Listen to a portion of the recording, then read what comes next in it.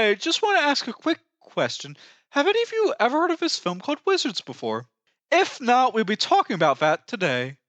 Wizards is an animated science fiction fantasy hybrid film from the 70s. This film takes place in the typical Lord of the Rings, Dungeons and Dragons style fantasy setting.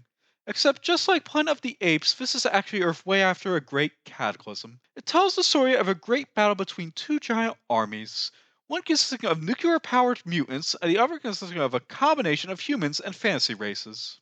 Both groups are led by a wizard.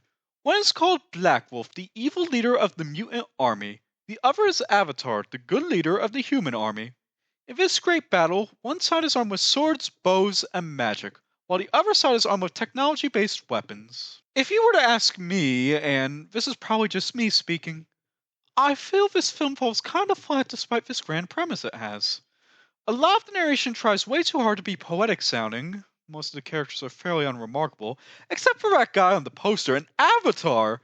And to be honest with you, Avatar is such a weirdo. His name should be Frank Reynolds instead.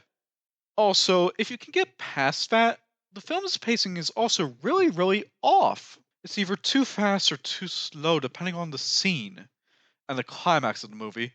It's really bizarre, actually. With little to no foreshadowing, Avatar pulls out a projectile weapon and zaps Black Wolf with it.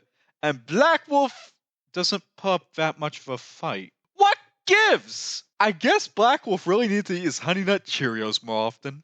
Also, if you do intend to watch it, there's two things to keep in mind while viewing. This film is extremely intense because it was made before the PG rating was meant for kids, specifically. And the guy on the poster, well, he looks intense, but he's slain before the second act even starts. Yeah, what a weird day this has been. Anyway, be safe out there and have a good rest of your day. Bye!